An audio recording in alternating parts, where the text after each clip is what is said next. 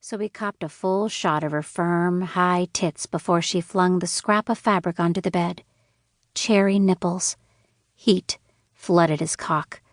She was singing something, her lips moving to the song, and dancing.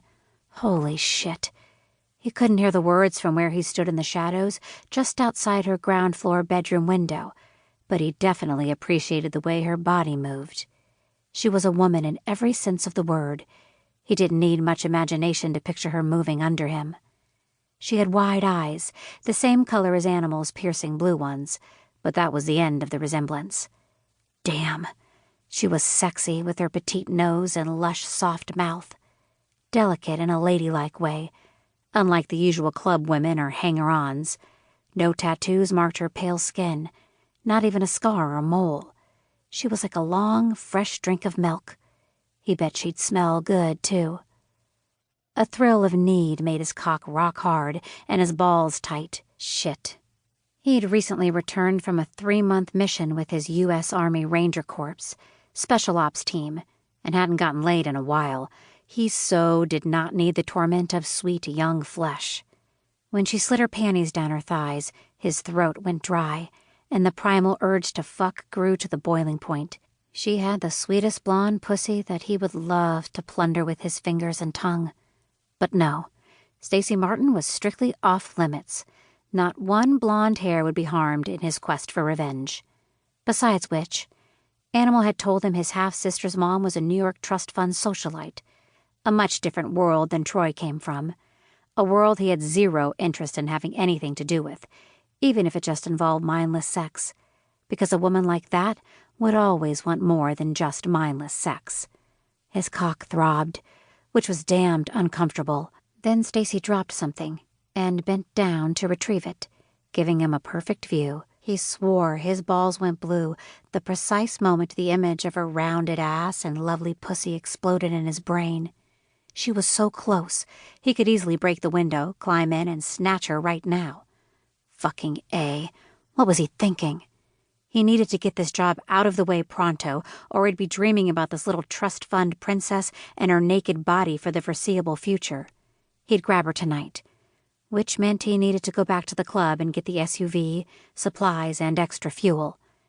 Animal had to be a damn moron to kidnap Lizzie and leave his own sister unguarded, especially when he'd been specifically warned off by the Slayer's president, Troy's dad, known in the club as Razor.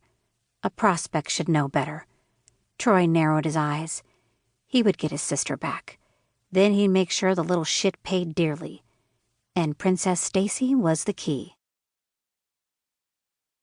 Chapter 2. Stacey Martin flopped onto her bed, fluffed the pillow under her head, and frowned up at the woefully inadequate ceiling fan, lazily moving the sultry air. New Orleans was a damn sight more humid than New York, and her house was like a steam bath.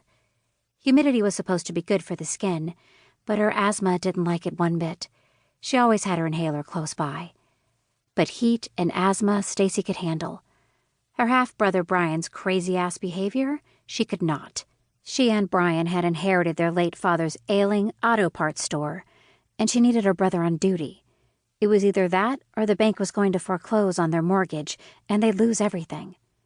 She'd made a deathbed promise to her father to get the business back on track from a recent rash of bad luck. She would go to hell and back to make good on that vow. It didn't matter that her mom was wealthy. Stacey wouldn't be coming into her trust fund for 10 more years, and she didn't plan to spend them sitting on her ass begging for handouts. Business was in her DNA. She was determined to get to the bottom of the threats plaguing the small shop in Girt Town and pull it out of the red, which apparently made her a hell of a lot different from Brian. Her stomach clenched in foreboding. What the hell was going on with her brother?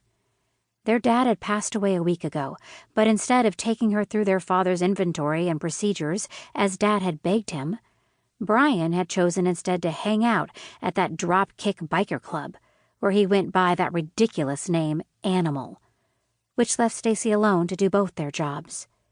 Well, fine. She was up for it. Monday, she was taking over the reins because Brian had gone AWOL. Time out, he'd called it. She snorted. More like an excuse to party and